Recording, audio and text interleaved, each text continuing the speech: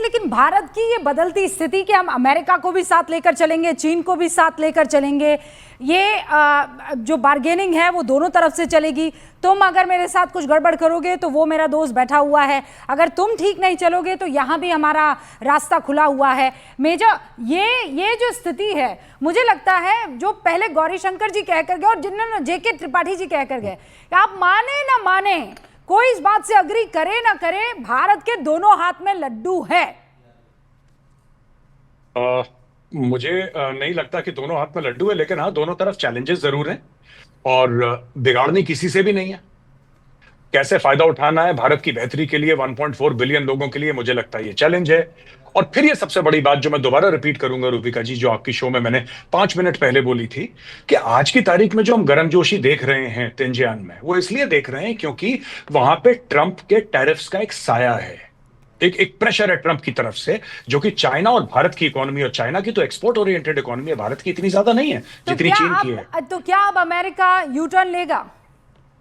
हो सकता है, बिल्कुल हो सकता है। आरएसएन सिंह साहब यू टर्न लेगा जैसा कह रहे हैं मेजर?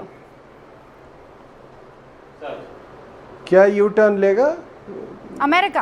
अगर टैरिफ खत्म हो जाए तो? हाँ, नहीं, टैरिफ खत्म करना ही यू टर्न हुआ ना सर, मतलब कम करना, back to where it was.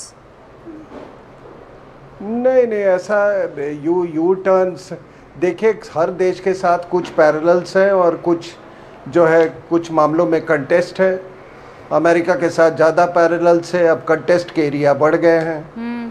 जब से ये टैरिफ लगा है तो पैरेलल्स जो है चाइना के साथ बढ़ गए हैं, कंटेस्ट के जो एरियाज़ हैं वो कम होते जा रहे हैं। अब ये देखिए, ये सब बड़ी बचकानी बात है कि पाकिस्तान चाइना का आप ले लें तो पाकिस्तान ने उसको रूट दिया है भाई, फ्रॉम तिब्बत टू जिंगजियांग उसको रूट दिया है पहले, और आपसे रूट चाहिए था तो अक्साई चीन ले लिया। अब उसको वो थ्रस्ट दे रहा है ग्वादर तक, आप दे सकते हैं। तो ये कुछ चीज़ें जो हैं वो परमानेंट रहती, वो ऑल्टर नहीं होती हैं।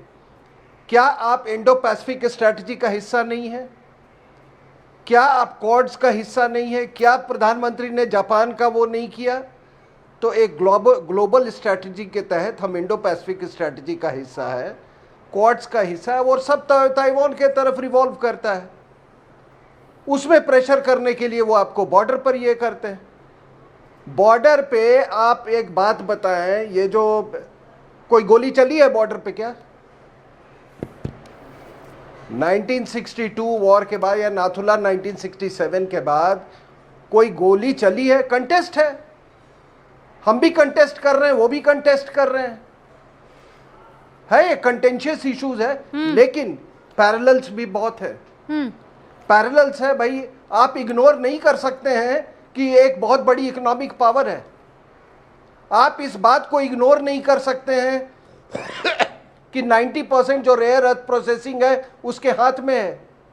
आप इस बात को इग्नोर नहीं कर सकते कि जो मेजर ड्रिलिंग जो वो इक्विपमेंट आता है उसका, वो चाइनीज का उस पर मोनोपोली है।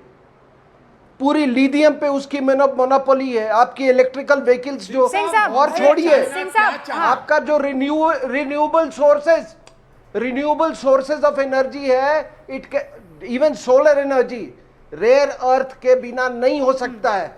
ओके, ऑलराइट सर, सुनिए ना, तो ये कुछ एसेट्स होते हैं, कुछ वल्नरेबिलिटीज होते हैं। आरएसएन सिंह साहब, मैं एक बार हेडलाइंस लेती हूँ, और खबर ये भी है कि चीन ने बहुत सारी ऐसी बातें की है जो ये बता रहा है कि चीन is really interested in Hindustan, Bharat में। वो नीरज, मुझे अगर आप क्विकली बता दें कि अभी और भी कुछ चीजें आई है जो चीन ने कही है। देखिए, अभी तक वही चीजें आई हैं रूबिका जो हम लोगों ने महत्वपूर्ण तौर पे रखे, खासकर हाथी और ड्रैगन वाली जो बात हम लोगों ने सबसे महत्वपूर्ण है। ऑलराइट नीरज, आप लोगों का साथ यहाँ बना